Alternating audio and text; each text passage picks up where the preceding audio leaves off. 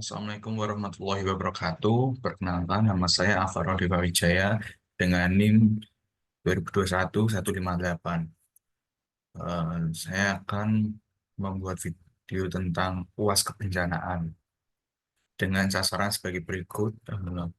Sasarannya yaitu anak, untuk intervensinya sendiri yaitu distraction activity dan psikoedukasi.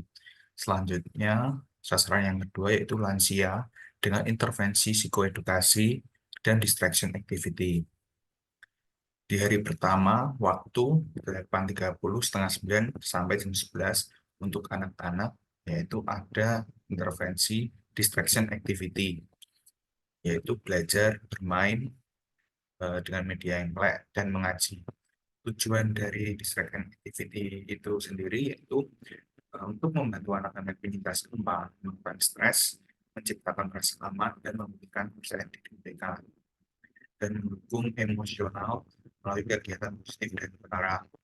Sasarannya yaitu anak kelas 4 sampai 6 SD, anak usia 4 sampai 6 tahun, dan anak usia 5 sampai 6 SD. Untuk prosedurnya, belajar anak dibagi berdasarkan usia, difasilitasi 2 pengajar per kelompok. Untuk alat bahan sendiri yaitu buku, papan tulis, dan lain-lain. Evaluasi dilakukan melalui observasi, konsentrasi, dan kontribusi. Untuk selanjutnya, yang masih di hari pertama yaitu psikoedukasi lansia, penyuluhan dan pengenalan kegiatan. Tujuan dari penyuluhan dan pengenalan kegiatan yaitu membangun rasa percaya diri dan mengidentifikasi kebutuhan khusus mereka. Masalahnya yaitu siap. Prosedur psikoedukasi mengadakan sesi informasi untuk mengenalkan tujuan intervensi dan membangun pemahaman pentingnya kesejahteraan mereka, pentingnya psikologis bagi lansia pasca bencana, dan lain-lain. Untuk estimasi timnya yaitu satu fasilitator atau satu psikolog dengan 2 pendamping. Di hari kedua Selasa 16 Januari 2016 pukul 9 sampai 12 intervensi dilakukan dan psikoedukasi yaitu melalui penyuluhan cerita dan visual. Tujuannya meningkatkan pemahaman anak tentang bencana, membantu anak memahami apa itu gempa dan apa yang terjadi dan bagaimana cara menghadapinya. Sasarannya yaitu anak usia 4 hingga 12 tahun. Prosedurnya, fasilitator menggunakan cerita, gambar, video pendek atau boneka untuk menjelaskan apa itu gempa dan cara menghadapi. Estimasi tim yaitu satu fasilitator dan 2 pendamping. Selanjutnya di hari kedua yaitu ada psikoedukasi, aktivitas relaksasi dan meditasi. Tujuan relaksasi dan meditasi sendiri yaitu mengurangi perasaan cemas dan trauma, menyediakan dukungan untuk mengurangi dampak trauma, serta membantu lansia untuk memproses perasaan dan pengalaman yang mereka alami selama bencana. Sasaran lansia dengan prosedur lansia akan dipandu dalam sesi relaksasi dengan teknik pengawasan dan meditasi ringan untuk mengurangi kecemasan dan tingkat stres mereka. Durasi 15 hingga 20 menit per sesi. Alat dan bahan, musik, relaksasi, matras, dan instruktur. Estimasi tim terdiri atas satu instruktur, satu pengawas, dan satu pengawas untuk menangani satu kelompok lansia. Pada hari ketiga, untuk anak-anak sendiri, intervensi dimulai pukul 8 hingga 10. Dan intervensi dilakukan dengan distraction activity, yaitu melalui ekspresi emosi dan bermain lompat tali. Tujuan distraction activity sama seperti di hari yang pertama, yaitu untuk anak penyintas gempa dan mengurangi stres, menciptakan rasa aman, dan memulihkan kepercayaan diri. Lalu mendukung pemulihan emosional melalui kegiatan positif dan tekanan. Sasarannya yaitu anak kelas 4 sampai 6 SD. Untuk prosedur di ekspresi emosi melalui seni, yaitu anak-anak diberikan media untuk menggambar, warnai, atau membuat kerajinan tangan untuk mengekspresikan ekspresi mereka. Aktivitas dilakukan kelompok dalam skala kecil. Alat dan bahan, kertas, gambar, krayon, spidol, dan bahan kerajinan lain-lain seperti manik-manik, flanel, lem yang aman, dan lain sebagainya. Estimasi tim yaitu dua fasilitator untuk setiap kelompok, atau bisa dibagi satu kelompok 5 hingga 10 anak. Untuk prosedur yang lompat tali, anak-anak eh, diberikan tali dari karet yang disusun agar aman, lalu alat dan bahan tali karet. Estimasi satu fasilitator, lalu dua pendamping. Untuk lansia sendiri, ada di pukul 7 hingga setengah 9. Distraction activity lansia. Aktivitas senam lansia. Tujuannya memberikan rasa aman dan stabilitas. Menawarkan rasa aman melalui kegiatan yang menenangkan dan terstruktur, serta memperkenalkan rutinitas harian yang dapat memberikan kenyamanan dan kontrol. Ketika aktivitas senam lansia ini dilakukan, pasti lansia itu akan menerima, karena mereka juga butuh kebugaran. Ketika kita menyintas menjadi korban suatu bencana alam, kebugaran itu akan menurun dan pikiran juga akan mengakibatkan penyakit. Untuk sasarannya sendiri lansia. Untuk prosedur, sesi senam ringan atau peregangan yang dirancang untuk meningkatkan kebugaran fisik dan mental mereka. Durasi 20 hingga 30 menit. Eh, Alat dan bahan matras, terus lalu musik penyemangat dan instruktur senam. Estimasi tim, satu instruktur senam, satu pendamping.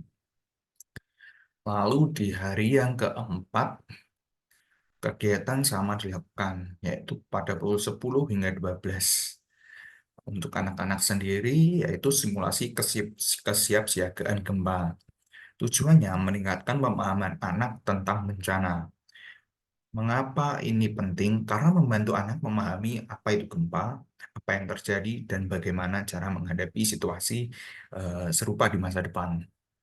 Sasarannya anak-anak usia sekolah dasar 1 sampai 6, antara 6 hingga 12 tahun. Prosedurnya, anak-anak dilatih melakukan melalui permainan simulasi sederhana tentang cara melindungi diri saat gempa. Misalnya, paling sederhana yaitu berlindung di bawah meja. Alat dan bahan, meja, alat peraga, dan panduan simulasi. Estimasi tim yaitu satu instruktur simulasi, bisa dari tim SAR ataupun tim-tim penyelamat kebencanaan lainnya, dan dua pengawas keselamatan. Untuk lansia yaitu sesi terapi berbicara atau talk therapy. Tujuannya membantu lansia mengatasi stres dan kecemasan pasca bencana gempa, serta memulihkan keseimbangan emosional mereka. Prosedurnya, yaitu lansia diberikan satu ruangan khusus untuk berbicara pada satu psikolog atau satu fasilitator, dan lansia akan berbagi pengalaman mereka tentang bencana gempa. Sesi ini dilakukan secara individual, sehingga akan memerlukan waktu yang sedikit panjang. Alat dan bahan, kursi, buku, dan alat tulis. Estimasi tim, satu psikolog dan satu pendamping. Lalu di hari Jumat, pukul 7 hingga 8, anak-anak pada anak-anak yaitu diadakan senam ceria. Tujuannya membantu melepaskan energi negatif dan meningkatkan kebugaran fisik dan meningkatkan interaksi sosial dan kebersamaan. Untuk sasarannya sendiri, anak usia kelas 1 hingga 6 SD dengan 6 hingga 12 tahun. Prosedur sesi senam ringan atau peregangan yang dirancang khusus untuk anak-anak dengan lagu yang sesuai umur mereka untuk meningkatkan kebugaran fisik dan mental mereka. Durasi 20 hingga 30 menit. Eh, Estimasi tim yaitu satu instruktur dan satu pendamping. Untuk di lansia sendiri yaitu ada psikoedukasi lansia, ya, aktivitas sosial dan kelompok dukungan. Tujuannya apa? Meningkatkan interaksi sosial antar lansia untuk mengurangi perasaan kesepian dan meningkatkan dukungan sosial. Sasarannya lansia. Prosedur mengadakan kegiatan kelompok seperti berdiskusi, berbagi cerita, atau membuat kerajinan tangan bersama lansia-lansia lain untuk meningkatkan rasa sosial mereka dan rasa kebersamaan atau dukungan sosial. Alat dan bahan eh, untuk kerajinan tangan yaitu kertas, kain benang, ataupun alat bahan dan lainnya. Estimasi tim, dua fasilitator tiap kelompok, dan dua pendamping tiap kelompok. Lalu di hari ke-6, Sabtu 20 Januari 2016, pukul setengah 9 hingga setengah 11, anak-anak melakukan penayangan film atau dongeng. Tujuannya mengalihkan atau mendistraksi anak penyintas gempa dalam sebuah film atau dongeng. Sasarannya anak-anak kelas 1 sampai 6 SD dengan estimasi usia 6 hingga 12 tahun. Prosedur fasilitator menggunakan buku, buku cerita, atau video pendek. Alat dan bahan, buku cerita, poster bergambar, proyektor, dan laptop. Estimasi tim, satu fasilitator utama, dan dua pendamping anak. Selanjutnya, di psikoedukasi lansia, ada aktivitas sosial dan kelompok dukungan. Meningkatkan ini sama seperti di hari yang ke-5 tadi, meningkatkan interaksi sosial antar lansia untuk mengurangi perasaan kesepian dan meningkatkan dukungan sosial mereka. Untuk prosedurnya sendiri, yaitu mengadakan kegiatan kelompok seperti berdiskusi, berbagi cerita, atau membuat kerajinan tangan bersama. Alat dan bahan sama seperti di hari ke-5 tadi. Untuk hari terakhir, di pukul 9 hingga setengah 11, di anak-anak dan lansia memiliki sesi yang sama, yaitu evaluasi dan refleksi sederhana. Untuk anak-anak sendiri, tujuannya mengajarkan strategi coping positif dengan mengarahkan anak-anak mengembangkan cara-cara yang sehat dalam menghadapi stres dan kecemasan pasca bencana gempa. Untuk prosedur sendiri untuk anak-anak, yaitu anak diminta berbagi apa yang mereka pelajari atau merasakan menggunakan metode yang menyenangkan seperti menunjuk kartu wajah atau menggambar ulang pengalaman mereka selama proses intervensi. Alat dan bahan, kartu wajah emosi, kertas, pensil, dan alat tulis. Estimasi tim, satu fasilitator evaluasi, dan satu pendamping. Pada bagian lansia, ada evaluasi dan refleksi. Tujuannya mengidentifikasi perubahan pada tingkat stres, kecemasan, atau rasa trauma yang dirasakan lansia setelah beberapa hari mengikuti intervensi. Untuk prosedurnya, pada hari terakhir diadakan evaluasi untuk menilai tingkat kenyamanan lansia dan dampak dari kegiatan intervensi yang 7 hari dilakukan berturut-turut untuk serta memberi ruang bagi mereka untuk memberikan umpan balik. Alat dan bahan menggunakan kuesioner, evaluasi, formulir umpan balik, dan alat tulis. Estimasi tim, satu psikolog, dan dua pendamping. Baik, terima kasih telah menjelaskan dari saya tentang proses intervensi. Saya akhiri. Terima kasih. Wassalamualaikum warahmatullahi wabarakatuh.